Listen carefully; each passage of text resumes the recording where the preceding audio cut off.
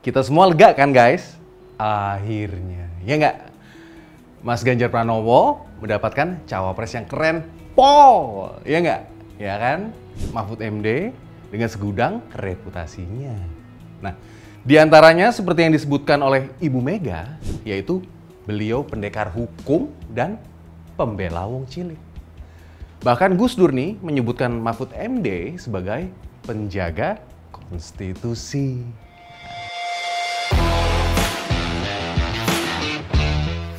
Mahfud pernah membongkar kasus-kasus korupsi guys. Nih, korupsi satelit di Kemhan, ya nggak? Kasus korupsi gubernur Papua, nah Lukas NMB, ingat kan lo? Nah, korupsi Asabri, pemburu pengutang BLBI, kasus Sambo, ya nggak? Dan sengkarut di tubuh Polri guys. Sosok yang pemberani, nggak takut berkata jujur, serta tidak dapat dikendalikan. Ini yang penting guys. Doi nggak bisa dikendalikan oleh siapapun. Dan ini dikenal sebagai seorang akademisi, hakim, dan politisi. Mahfud menjadi anggota DPR dan wakil ketua badan legislatif, yaitu kisaran antara 2004 sampai 2008. Yaitu pada masa pemerintahan SBY. Periode pertama ya, SBY-nya ya. Nah, Mahfud terpilih juga guys, menjadi ketua MK, Mahkamah Konstitusi 2008 sampai 2013. Dan Mahfud MD mengawali karir politiknya nih guys ketika memasuki masa reformasi guys. Nah, pada era pemerintahan presiden keempat yaitu Gus Dur, beliau sempat menjabat loh sebagai pelaksana tugas kalau nggak salah, staf ahli dan deputi menteri negara urusan HAM. Itu dari tahun 1999 sampai 2000. Nah, doi lanjut guys. Jadi Menteri Pertahanan sampai tahun 2001. Oke. Nah, lalu pada tahun 2001 dia juga menjadi anggota tim ahli guys. Yaitu Badan Pembinaan Hukum Nasional atau BPHN kalau disingkat. Di Departemen Hukum dan Hak Asasi Manusia. Nggak lama kemudian nih doi ini ditunjuk Gus Dur sebagai Menteri Kehakiman dan HAM. Lo pada masih inget kan? Ya nggak? Dia pernah menjadi bakal cawapres yang mana? Terkuat 5 tahun yang lalu tuh, iya kan? Pada 2019, ketika Mahfud MD nih digadang-gadang menjadi cawapres untuk mendampingi siapa? Presiden Jokowi pada periode kedua loh, iya kan? Nah, namun pada menit-menit terakhir nih, pada injury time nih, nama Mahfud MD kegeser guys oleh Ma'ruf Amin. Yang kemudian diputuskan guys, akhirnya sebagai cawapresnya Pak Jokowi saat itu tuh, iya kan? Nah, ini ketum PBB kalau nggak salah nih, Yusril mengatakan guys, nama Mahfud MD digantikan oleh Ma'ruf Amin nih pada detik-detik terakhir pengumuman cawapres Jokowi. Nah, menurut Yusril, pihak yang membuat Mahfud gagal menjadi cawapresnya Jokowi adalah salah satunya nih, Partai Golkar guys. Nah, ini kata Yusril ya, tiba-tiba ada penolakan dari Golkar terhadap Mahfud.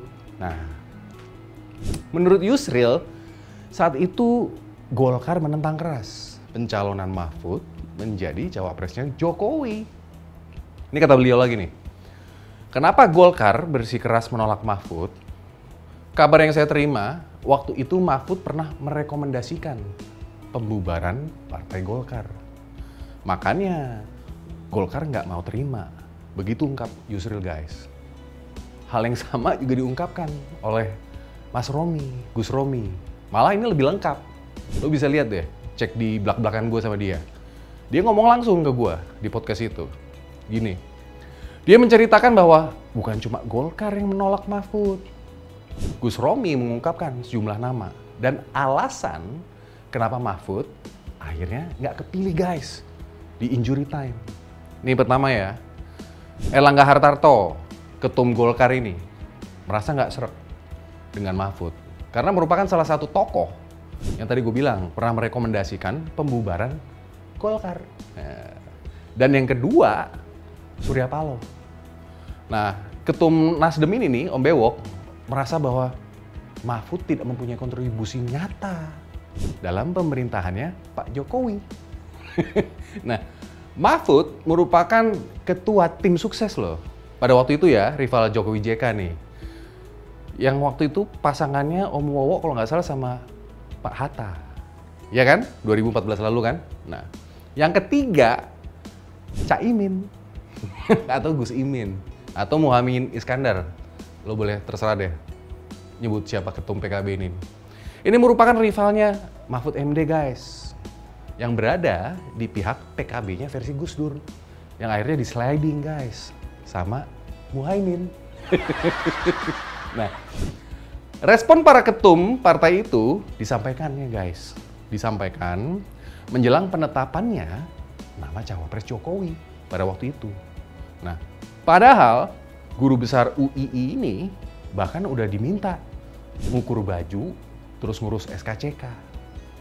Nah, Mahfud bahkan udah diminta guys, nunggu di tempat situ nggak jauh dari pelataran. Kalau nggak salah T1 deh, rencananya tempat deklarasi yang waktu itu tuh di pelataran.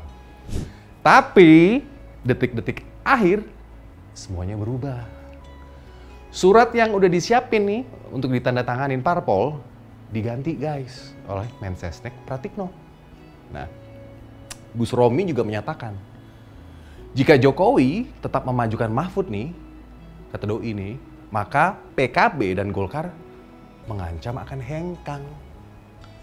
Nah, Jokowi nggak berdaya guys. Nah, syukurlah nih, drama seperti ini nggak terjadi lagi kali ini. Alhamdulillah nggak ke prank kedua kalinya kan? Iya kan? Nah, doi pasti udah lega tuh dalam mobil. Nah, deklarasi pada tanggal 18 sampai pendaftaran pasangan Ganjar Mahfud ke KPU, alhamdulillah semua berjalan lancar. Oke? Partai-partai yang dulu nih nolak Mahfud sekarang udah nggak ada di koalisi pengusung Ganjar Mahfud. Mereka semua udah ada di koalisi tetangga guys. Nah, bolehlah kita menilai bahwa semua ini berkat keteguhan hati Ibu Mega untuk menjaga koalisi yang solid guys. Walaupun nih tidak sedikit juga yang bilang guys, Ibu Mega agak kaku dalam menjalani koalisi. Tapi terbukti kan kesolidan koalisinya terjaga, ya nggak? Sehingga nggak ada lagi manuver-manuver yang merugikan kandidat yang mereka usung. Ya nggak? Yuk kita song-song ke depan buat Ganjar Mahfud.